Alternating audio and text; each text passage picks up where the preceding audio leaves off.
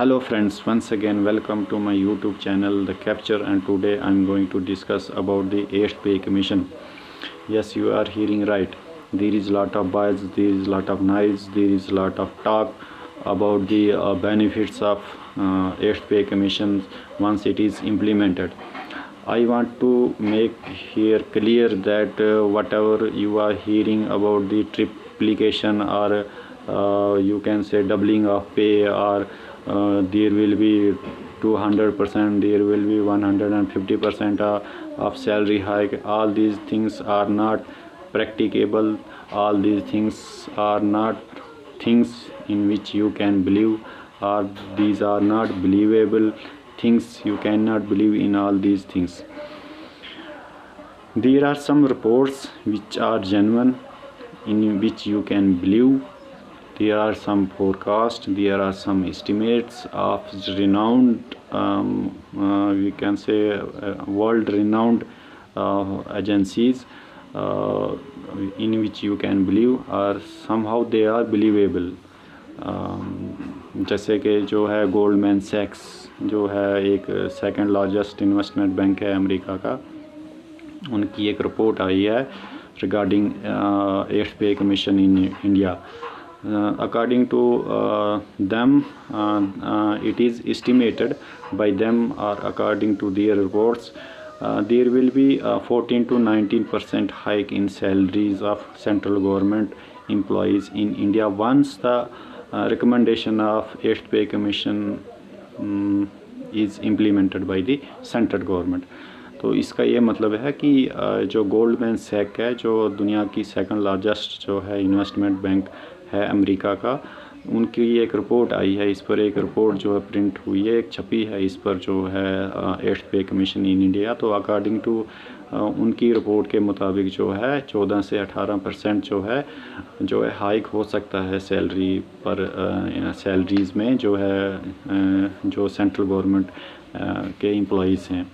तो according to them there are about 50 lakhs central government employees and 65 lakhs जो है pensioners हैं. तो all them are going to be benefited once this pay commission is implemented. Look here, इन्होंने buzz नहीं फैलाया. उन्होंने ये नहीं बोला है कि जी डबल हो जाएगी, ट्रिपल हो जाएगी, या कुछ ऐसा हो जाएगा. बहुत ज़्यादा उन्होंने इसमें कोई बज़ लाने की कोशिश नहीं की है. उन्होंने एक जेन्युइन एक उसमें एस्टिमेशन फोरकास्ट, एक जेन्युइन फोरकास्ट किया है कि जिसको आप बिलीव कर सकते हो कि इतना हो सकता है, इतना पॉसिबल है. और जो उन्होंने बताया है कि 1 लाख पर जो है 14,000 से लेकर जो है 19,000 तक जो है सैलरी का हाइक हो सकता है. इस फोरकास्ट में आप बिलीव कर सकते हैं. ये ऐसा फोरकास्ट है. ये ऐसा फोरकास्ट नहीं है कि एकदम से जी थंडर स्टॉर्म आने वाला है तो कुछ ऐसा होने वाला है. जो है एक 18,000 या 19,000 लेने वाला, 80,000 लेने वाला या 60,000 लेने वाला, वो बिल्कुल जो है वो बिल्कुल वो बोलते हैं वो घी पिघलाने की तरह है. वो इतना झूठ है कि वो समझो उस झूठ से जो है घी पिघल जाएगा. एक जमा हुआ घी भी वो पिघलने वाला है. तो वो बिल्कुल झूठ है, ऐसा कुछ भी नहीं है. लेकिन ये जो इनका रिपोर्ट है, ये जो गोल्डमैन सैक की रिपोर्ट है, इसमें आप बिलीव कर सकते हो. हालांकि ये भी क्लियर नहीं है, ये भी कंफर्म नहीं है, लेकिन इसमें आप थोड़ा सा बिलीव रख सकते कि अराउंड इतना होगा. क्योंकि जितने भी पे कमीशन सेटअप हुए हैं एलियल, all they have benefited the central government employees. तो उन पे कमीशन की वजह से जो है जितने भी एम्प्लॉइज़ हैं वो बेनिफिटेड हुए हैं. ऐसा नहीं कि बेनिफिट नहीं होता है. किसी भी पे कमीशन के सेटअप होने से और उसके इम्प्लीमेंटेशन से गवर्नमेंट एम्प्लॉइज़ की सैलरीज़ में और पे में इजाफा होता है. उनको कुछ ना कुछ बेनिफिट होता है, लेकिन इतना भी नहीं कि जितना उसका ढोल पीटा जा रहा है अभी. ऐसा कुछ भी नहीं है. ये जस्ट अपनी जो है टीवी रेटिंग्स वगैरह बढ़ाने के लिए, अपने चैनल्स को पॉपुलर और एडवर्टाइज़ करने के लिए सभी लोग लगे हुए हैं. तो ऐसा कुछ भी नहीं है. तो आज का जो ये जो इशू था, ये इसी पर स्ट्रिक्ट था कि जो है इन बातों पर आप यकीन ना करें फ़िलहाल कि हाँ जी सबकी सैलरी डबल हो रही है, ट्रिपल हो रही है, या 200% जो है हाइक हो रहा है सैलरी में, 100% हाइक हो रहा है, ऐसा कुछ नहीं है। आप ये लेकर चलें कि 1 लाख पर जो है 14,000 से लेकर 19,000 के बीच जो है हाइक हो सकता है, दैट इज़ पॉसिबल। तो इस तरह से आप दूसरी भी कैलकुलेशन कर सकते हैं अपनी अपनी जगह, जिसको जितनी सैलरी इस वक्त है तो उस सैलरी पर अपना जो है वो कैलकुलेशन कर सकता है कि अगर 1 लाख पर 14,000 है, 50,000 सैलरी लेने वाला को 7,000 का फ़ायदा होगा। तो सेम जो है 25,000 सैलरी लेने वाला 3 से 4,000 या 5,000 का उसका फ़ायदा हो सकता है। तो इस रिपोर्ट में आप बिलीव कर सकते हैं, you can believe, it is not confirmed, ये कन्फर्म नहीं है, बट यू कैन बिलीव। ये उस स्टैंडर्ड की रिपोर्ट है जिस स्टैंडर्ड में आप यकीन कर सकते हो। इसमें कोई इतना ज़्यादा बज़ नहीं है कुछ भी, ये जेन्युइन लग रही है, ये जेन्युइन रिपोर्ट लग रही है, तो इसमें आप यकीन कर सकते हैं कि इतना हो सकता है। फ़िलहाल अभी तो जो है पैनल सेटअप हुआ नहीं है, वो 1 अप्रैल 2025 से बैठेगा।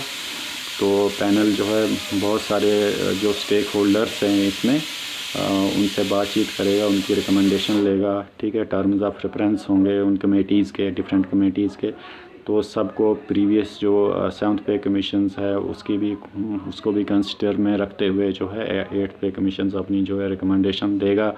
वो सभी इन चीज़ों को रिव्यू करेगा, एग्जामाइन करेगा, एक थॉरोली स्टडी होगी, और इन सब चीज़ों को थॉरोली देखने के बाद जो है अपनी वो रिकमेंडेशन रिगार्डिंग रिवीजन ऑफ पे स्ट्रक्चर, पेंशन स्ट्रक्चर और अदर अलाउंसेस जो हैं उनके रिगार्डिंग जो है अपनी रिकमेंडेशन जो है वो सेंट्रल गवर्नमेंट को led by honourable prime minister Narendra Damodar Das Modi ji उनको फॉरवर्ड कर देगा। और फिर वो जो है उस रिकमेंडेशंस को जो सेंट्रल गवर्नमेंट की जो कैबिनेट कमेटी होगी वो उसको रिव्यू करेगी। अगर उनको लगेगा कि ठीक है ये सारी जो भी रिकमेंडेशन है ये एक्सेप्टेबल हैं, इसको हमें एक्सेप्ट करना चाहिए, तो उसमें उसको एक्सेप्ट किया जाएगा।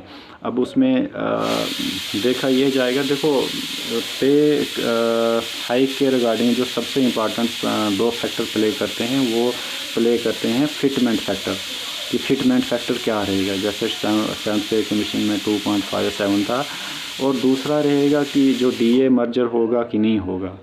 तो अगर इन दोनों चीज़ों को देखा जाएगा तो अगर DA मर्जर नहीं होता है और फिटमेंट फैक्टर जो है अराउंड 2.5% या 3% होता है, तो अच्छी खासी सैलरियां बढ़ने वाली हैं लोगों की। अगर DA मर्जर हो जाता है और वहाँ से फिटमेंट फैक्टर भी 2 या 2 से कम रहता है, तो फिर जो है एक एवरेज सैलरी इंक्रीज़ होगा, बहुत ज़्यादा इंक्रीज़ नहीं होगा। तो फ़िलहाल अभी के लिए बस इतना ही, देखते हैं कि आगे पैनल की जो है क्या रिकमेंडेशन रहती है, वो गवर्नमेंट उसमें से क्या अप्रूव करती है, क्या रिजेक्ट करती है, और फाइनली हमें 8th पे कमीशन में क्या फैक्टर मिलता है, वो क्या रिकमेंड करते हैं। इन सभी चीज़ों को आने वाले आने वाले टाइम में देखते हैं। फ़िलहाल के लिए इतना ही था, ये जस्ट एक क्लैरिफिकेशन वीडियो था कि जो जितना हम सुन रहे हैं, जितना ये ढोल बज रहा है, जितना ये बज़ हो रहा है, तो उतना कुछ भी मिलने वाला नहीं है। हमें जो है बहुत सब्र से, बहुत पेशेंस रख कर जो है आगे थोड़ा वेट करना पड़ेगा कि जो ये पैनल है अपनी क्या रिपोर्ट सबमिट करेगा, क्या फिटमेंट फैक्टर सजेस्ट करेगा, सेंट्रल गवर्नमेंट क्या अप्रूव करती है, क्या एक्सेप्ट करती है, क्या नहीं एक्सेप्ट करती है। तब तक जो भी मिल रहा है उसी में खुश रहो, उसी में आबाद रहो, उसी में मस्त रहो, उसी में जियो। तो ज़्यादा जो है अपने दिमाग को या अपने मन को घुमाने की ज़रूरत नहीं है।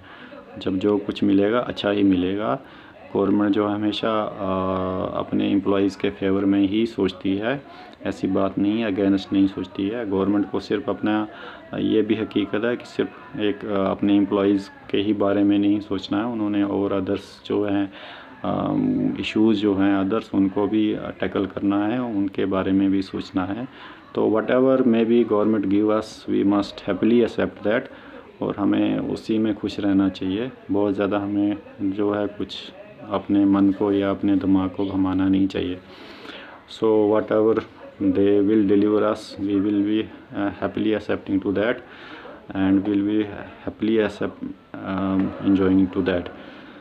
So that is the end of today's topic and अगर फ्यूचर में कोई और ज़्यादा इसके बारे में जानकारी मिलती है तो मैं ज़रूर उस पर और भी वीडियो बनाऊंगा और भी इसमें डिस्कशन हम करेंगे, डिस्कस करेंगे। तो फ़िलहाल के लिए इतना ही था।